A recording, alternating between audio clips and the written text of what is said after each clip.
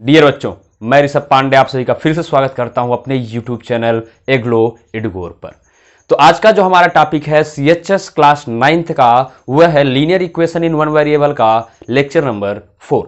तो ज्यादा समय ना लेते हुए आज हम स्टार्ट करते हैं लेक्चर नंबर 4 और इसमें देखते हैं कुछ प्रश्नों को, कैसे उन प्रश्नों को हल करते हैं। तो चलिए वीडियो को स्टार्ट करते हैं।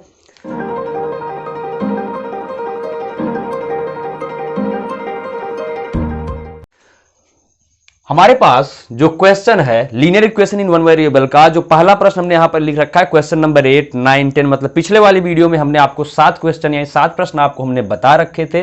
तो चलिए आज हम 8वें प्रश्न से स्टार्ट करते हैं, क्वेश्चन नंबर 8 से। बच्चों देखो, ऐसा है कि यह प्रश्न मैं कहीं से भी उठाकर किसी भी क्वेश्चन को मैं आपको सिर्फ समझाने का प्रयत्न कर रहा हूं। जितने भी क्वेश्चन है, जितने भी तरह के, जितने भी टाइप्स के क्वेश्चन, सारे क्वेश्चन आपको मैं सॉल्व करवाऊंगा और बताऊंगा। तो चलिए देखते हैं क्वेश्चन नंबर 8। क्वेश्चन नंबर 8 क्या है, लिखा क्या गया प्रश्न संख्या 8 में, if one number is thrice the other. क्या कर रहा है, यदि एक संख्या दूसरे की 3 गुनी है, एंड दियर सम इज 20, और उनका योग कितना है, 20 है, then find the other numbers, यानी तब उन संख्याओं को आप ज्ञात। बहुत ही सरल प्रश्न है, ध्यान से समझिएगा। हिंदी बताता हूं, कह रहा है if one number is thrice the other, तो सबसे पहले हम क्या लिखेंगे, लेट अस सपोज दैट, यानी माना, late us suppose that the number is x, मतलब माना वह संख्या क्या है, x है। ठीक है ना, आप y भी मान सकते हो, z भी मान सकते हो, कुछ भी मान लो। Let us suppose that the number is x।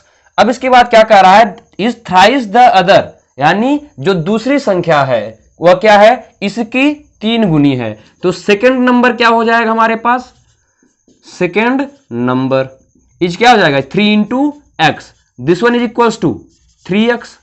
मतलब हमारे पास हमने क्या किया, हमने पहली किसी एक संख्या को x मान लिया, दूसरी संख्या पहली संख्या की 3 गुनी थी, तो क्या हो गया, 3x हो गया।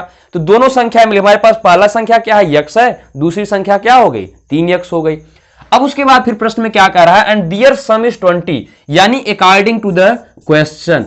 इसे हम हिंदी में कहते हैं प्रश्नानुसार, according to the question. Hindi में क्या कहा जाता है बच्चों, प्रश्नानुसार। हिंदी में लिखते थोड़ा सा कम हो जाता। तो अकॉर्डिंग टू द क्वेश्चन क्या जाएगा, the sum of the number, there sum is 20, तो दोनों नंबर का सम क्या होगा, x plus 3x is equals to 20। अब ये हमारा क्या बन गया, कि इक्वेशन बन गया, समीकरण बन गया।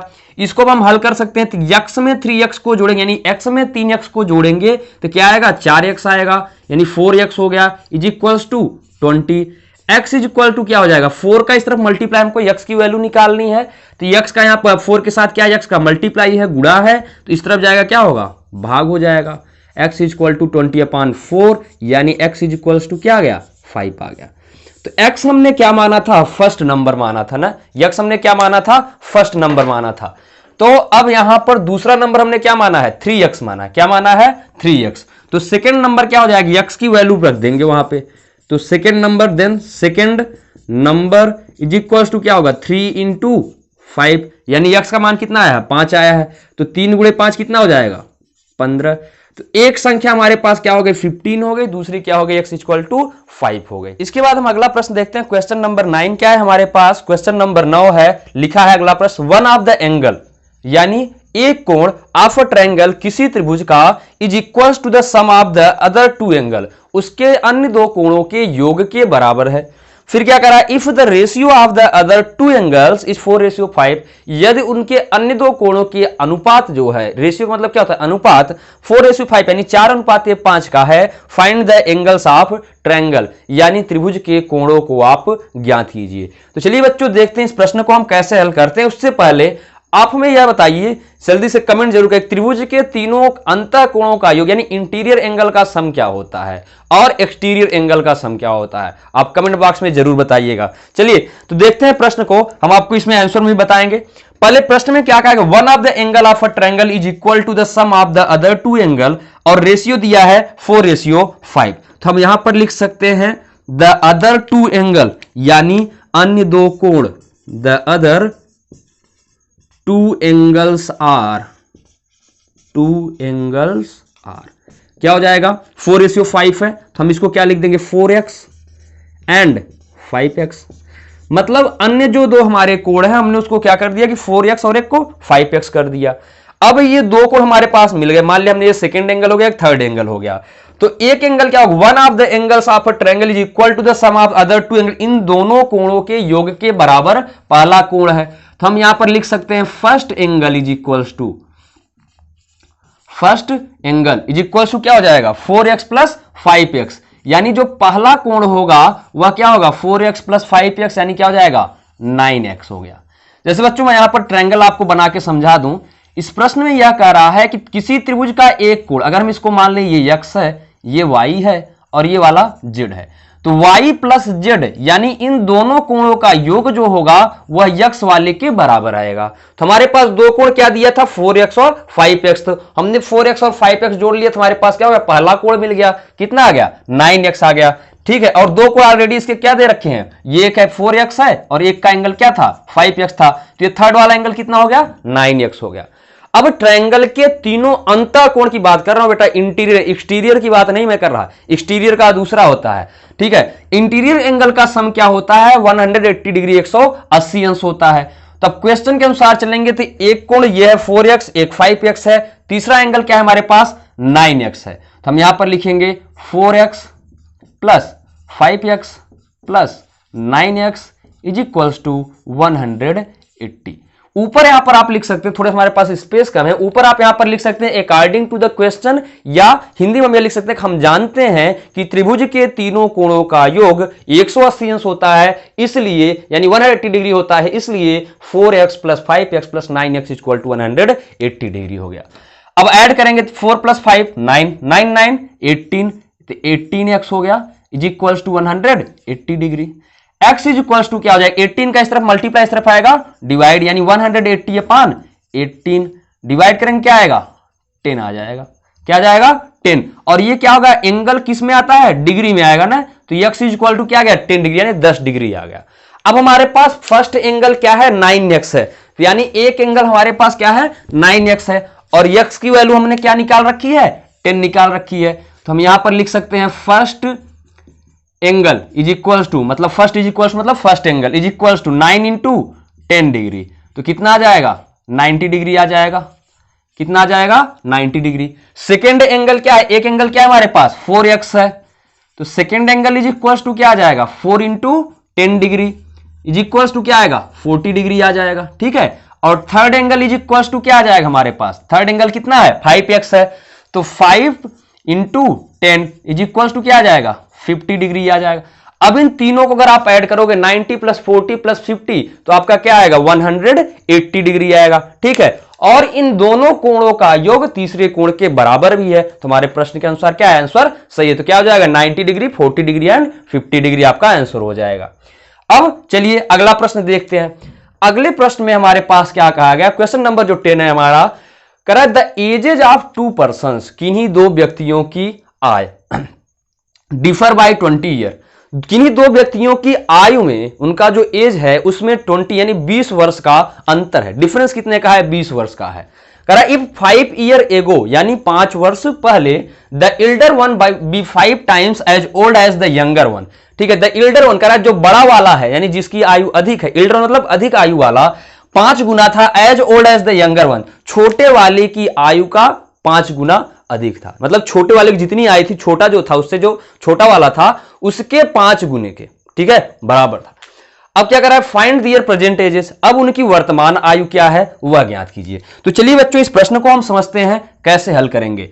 सबसे पहले हम क्या मानते हैं यहां पर, लेटर सपोज है मतलब माना। ठीक है, देखो मैं हर में x माना, इसमें मैं y मान के चलता हूं। ठीक है ना, आप z मान लो, कुछ भी मान लो ABCD। The edges of 2 person differ by 20, तो सबसे पहले मैं मान लेता हूं एज ऑफ फर्स्ट पर्सन, मतलब पहले व्यक्ति की आयु जो है पता तो है नहीं किसकी कितनी है। The age of first person is x, ठीक है ना, पहले व्यक्ति की आयु हमने x नहीं y मैंने कहा मानते ना, y मान लिया। ठीक है, the age of first person is y। अब दूसरे की क्या जाएगा बाय 20 ईयर, यानी दोनों की आयु में कितने का अंतर है 20 वर्ष का अंतर है। ठीक है, तो मैं ये मान लेता हूं कि ये वाला क्या है बड़ा है 20 वर्ष है, तो जो इल्डर है उसकी क्या हो गई y हो गई, जो छोटा होगा यानी यंगर जो होगा ये क्या हो गया यंगर का क्या आ जाएगा निकल जाएगा, इल्डर ये हो गया, y किसकी हो गई इल्डर की हो गई, यानी बड़ा वाले जो है उसकी आयु y। तो यंगर की क्या हो जाएगी y माइनस 20, 20 का अंतर है ना, यानी यह क्या है 20 वर्ष इससे बड़ा है। किससे? यंगर वाले, जो छोटा वाला है उससे ये y वाला क्या है 20 वर्ष बड़ा है, तो y में से हम 20 को घटा देंगे। ठीक है, तो y माइनस 20 आ गया। अब क्या करें 5 ईयर एगो, तो 5 ईयर एगो फर्स्ट पर्सन यानी जो इल्डर वाला है, जो बड़ा वाला व्यक्ति है, ठीक है, इल्डर वन, उसकी आयु क्या 5 साल पहले। बेटा अगर कोई 5 साल बाद कहता है, जैसे अगर हम ये कहें कि अभी 2021 चल रहा है, 5 साल बाद कौन सा वर्ष होगा, तो आप 21 में 5 क्या करोगे, जोड़ोगे, 26 आएगा। और सर 5 वर्ष पहले कौन सा सन रहा होगा, 5 वर्ष पहले क्या हुआ, तो 2021 में 5 वर्ष क्या करेंगे हम, घटा देंगे। तो यहां पर क्या करा है कि इफ 5 ईयर एगो, 5 वर्ष पहले यदि ऐसा हुआ हो, तो 5 वर्ष पहले इल्डर की एज क्या हो जाएगी, यहां पर हम लिखेंगे elder mains as 5 years ago, 5 years ago. ठीक है, तो अगर अभी वह y वर्ष का था, उसकी आयु y थी, तो 5 वर्ष पहले कितनी हो जाएगी, y माइनस 5 हो जाएगी। क्या हो जाएगी, y माइनस 5 ईयर हो जाएगी। ठीक है, और यंगर वाले की भी एज क्या हो जाएगी, उसमें से भी हम क्या करेंगे 5 को सब्सट्रैक्ट यानी 5 को घटाएंगे, तो यंगर्स एज क्या हो जाएगा यहाँ पे इज इक्वल हम लिख सकते हैं y माइनस 20 माइनस 5। बेटा देखो जब हमारे पास दो संख्याएं समान हो, चिन्ह भी समान हो तो जुड़ता है, लेकिन माइनस के साथ क्या होगा, माइनस चिन्ह ही लगेगा और जुड़ेगा भी। तो माइनस 20 माइनस 5 क्या होगा, माइनस 25 हो जाएगा। तो दिस वन इज इक्वल हम क्या लिख सकते हैं, y माइनस 25 ईयर। ठीक है, ये क्या हो गया, इसकी आयु y माइनस 5 ईयर, इसकी y माइनस 25 ईयर हो गई। ठीक है ना, अब समझिएगा, अब अकॉर्डिंग टू क्वेश्चन चलते हैं। The elder one be 5 times, the elder one be 5 times as old as the younger one. हम यहां लिखेंगे अकॉर्डिंग टू द क्वेश्चन, यानी प्रश्नानुसार। इसे हम क्या कहते हैं बच्चों, प्रश्नानुसार कहते हैं, अकॉर्डिंग टू द क्वेश्चन। ठीक है, अब हम पहले दोनों की आयु लिख लेते हैं। एक की क्या है, y माइनस 25 है। ठीक है, is equals to y minus 5। इतना कर लेते हैं, सभी बच्चे कर। अब प्रश्न यह उठता है कि 5 का गुणा सर करना किस में है, किस वाले में हम 5 का मल्टीप्लाई करें, y माइनस 5 में करेंगे या y माइनस 25 में करेंगे। तो बच्चों अब आप प्रश्न पे जाइए, प्रश्न को ध्यान से समझिए। कह रहा है the elder one be 5 times, the elder one be 5 times as old as the younger one, यानी जो छोटा वाला है, ठीक है, बड़े वाले की आयु जो है, जो बड़ा वाला व्यक्ति उसकी जो एज है छोटे वाले की 5 गुनी से, मतलब 5 गुनी है। ठीक है, छोटे वाले कितनी है, 5 गुनी। अब इन दोनों में किसकी आयु कम है, y माइनस 25। छोटे वाले की आयु क्या है, यही y माइनस 25 है ना। तो y माइनस 25 में हम क्या करेंगे, 5 का मल्टीप्लाई करेंगे, कितने का, 5 का गुणा कर देंगे। ठीक है, प्रश्न में यही कहा गया ना कि छोटे वाले की आयु के 5 गुने के बराबर। देखिए प्रश्न फिर से देखिएगा, the elder one be 5 times, the elder one be 5 times, यानी बड़ा वाला 5 गुना है किसका, as old as the younger one, जितनी उम्र छोटे वाले की है उसके 5 गुना है, यानी उसका 5 गुना। तो छोटे वाले की आयु कितनी थी, यंगर एज कितनी थी, y माइनस 25। तो 5 का मल्टीप्लाई कर देते हैं बच्चों इसमें, y minus 25 is equal to क्या आ जाएगा, y माइनस 5 आ जाएगा। ठीक है ना, अब समझ में आ गया। 5 का गुणा y में करेंगे तो क्या आएगा, 5y। 25 में 5 का गुणा करोगे कि 125, चिन्ह यही रहेगा हमारे पास, क्योंकि 5 प्लस था ना, माइनस 125 बराबर y माइनस 5 आ गया। अब हम क्या करेंगे, यहां पर y को इस तरफ लेके आएंगे, यानी जो हमारे पास वेरिएबल्स है, जो चर है, उसको हम क्या करेंगे, एक तरफ लिखेंगे। 5y इस तरफ आएगा, क्या होगा, घटेगा, यानी हम यहां लिखेंगे 5y माइनस y बराबर माइनस 125। जब बराबर किस तरफ जाएगा, मैंने आपको बताया है, तो क्या होगा, प्लस होगा। कहां बताया है, अलजेब्रिक एक्सप्रेशन एंड डिवीजन में भी हमने आपको बताया था। ठीक है, अभी linear equation in one variable में पहले ही बताया था। तो -5 प्लस 125। अब देखिए बेटा, ये माइनस में है या प्लस में है, तो दोनों का चिन्ह क्या है, डिफरेंट है, विपरीत है, तो क्या होगा, घटेगा। 5y में पहले y सब्सट्रैक्ट करें, 5 में से 1 गए 4, यहां y के साथ 1 का गुणा, इसको ध्यान दीजिएगा। ठीक है ना, अगर किसी संख्या के साथ कुछ नहीं लगा तो उसका मतलब क्या, उसके साथ 1 का मल्टीप्लाई किया गया है। तो 5 में से 1 घटाएंगे तो क्या आएगा, 4y आएगा, यानी 4y इज इक्वल्स टू क्या हो जाएगा, 125, यानी 125 में 5 सब्सट्रैक्ट करोगे तो क्या आएगा आपके पास, 120 आएगा। ठीक है ना, अब यहां नीचे थोड़ा सा हमारे पास स्पेस कम है, हम इस क्वेश्चन को आपका यहां पर लिख देते हैं। ठीक है ना, ये रहा। ठीक, अब यहां पर क्या हो जाएगा, ये यहां पर 4 का क्या है, y के साथ मल्टीप्लाई है, तो इस तरफ आएगा क्या होगा, डिवाइड, यानी y इज इक्वल टू क्या आ जाएगा, 120/4 डिवाइड करोगे, 4 3 जा 12, 30 आ जाएगा। तो y बराबर कितना आ गया, 30 वर्ष आ गया। कितना आ गया आपके पास? 30 वर्ष आ गया। ठीक है, यंगर की, किसकी, एल्डर की जो एज थी वो कितनी आ गई? 30 ईयर्स आ गई। हम इसको क्या लिख सकते हैं? 30 ईयर्स। यंगर की एज हमारे पास क्या थी? y-20 थी। क्यों? क्योंकि उसमें कहा गया था डिफरेंस क्या है? The edges of 2 person differ by 20 year. तो यंगर की एज यहां हम लिख सकते हैं यंगर्स एज, ठीक है ना, younger's age is equals to क्या हो जाएगा आपका? 30 माइनस 20 बराबर क्या हो जाएगा? 10 ईयर्स। ठीक है, इज इक्वल्स टू क्या आ जाएगा? 10 ईयर्स आ जाएगा। बात समझ में आई? तो ये हमारे पास क्या हो गया? इस क्वेश्चन का आंसर हो गया कि यंगर एज कितनी हो गई? 10 ईयर हो गई, और जो बड़ा वाला व्यक्ति था जिसकी आयु अधिक थी उसकी एज क्या हो गई? 30 ईयर हो गई। ठीक है बच्चों, यह प्रश्न आपको समझ, अगर आपको पूरा का पूरा दिख रहा हो अगर आपके बोर्ड पर, तो आप उसका स्क्रीनशॉट भी ले सकते हैं। ठीक, क्लियर हो गया स्क्रीनशॉट? तो आज के इस लेक्चर में बस आपके लिए इतना ही। अब अगली वीडियो आपको लेकर आएंगे linear equation in one variable का, और जल्दी इस चैप्टर को पूरी तरह से पढ़ाकर समाप्त कर दिया जाएगा। जैसा कि हमने आपसे कहा है, CHS क्लास 9 का पूरा सिलेबस, पूरा कोर्स आपको फ्री में YouTube पर अवेलेबल कराया जाएगा। तो इस वीडियो को ज्यादा से ज्यादा लोगों तक शेयर करिए, और वीडियो के लास्ट में कमेंट करना बिल्कुल मत भूलिएगा। बहुत बहुत धन्यवाद।